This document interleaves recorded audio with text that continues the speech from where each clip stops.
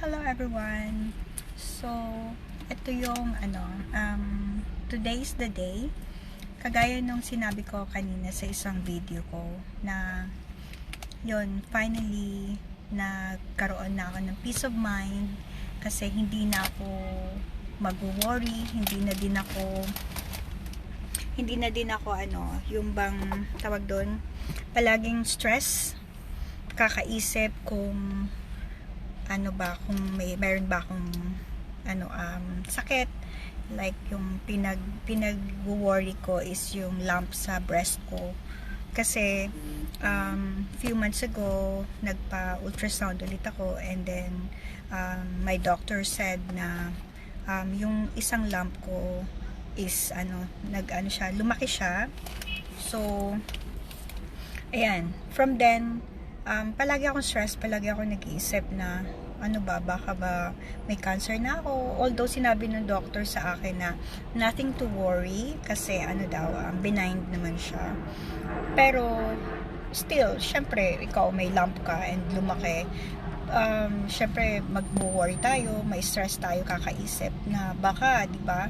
So inisip ko, palagi kasi ako natatakot ever since ilang years na ako, sinabihan na magpa-mammogram, although kahit hindi pa ako 40 that time, pero iniisip ko kasi kung yung pain ba sa mammogram, doon ako natakot, and natakot din ako pangalawa, number one na kinatatakutan ko yung result, kung ano na siya, kung baka, 'di ba, malay mo, hindi natin alam. So palagi talaga akong stress, and kapag ako lang mag-isa, iniisip ko yung mga anak ko, iniisip ko sila mama, yung kapatid kong dalawa, iniisip ko sila palagi kung paano na kung sakaling magkaroon ako ng sakit, ganyan. So ngayon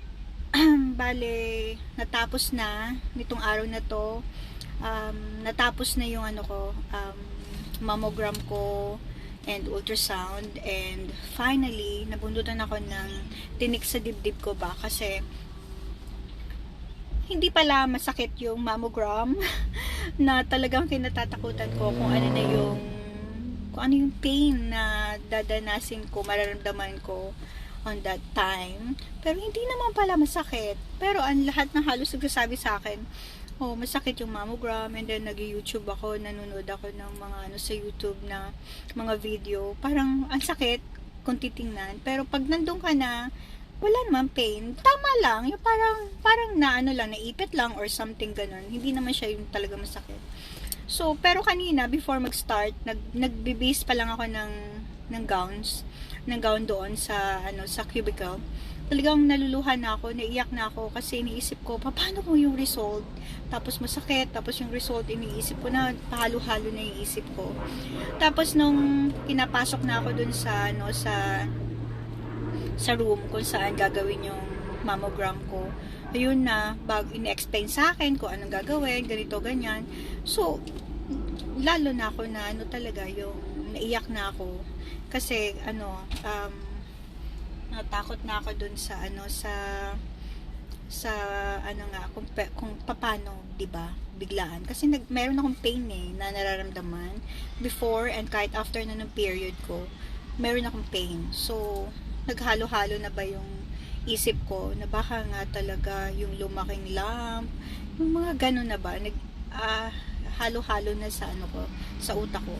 So anyway, nang natapos na yung yung mammogram ko, so I have to stay inside the cubicle again kasi hihintayin yung result, i-read yung result nila, and then sinabi sa akin na mag-ultrasound ako, and baka daw kailanganin na mag-biopsy ako kanina.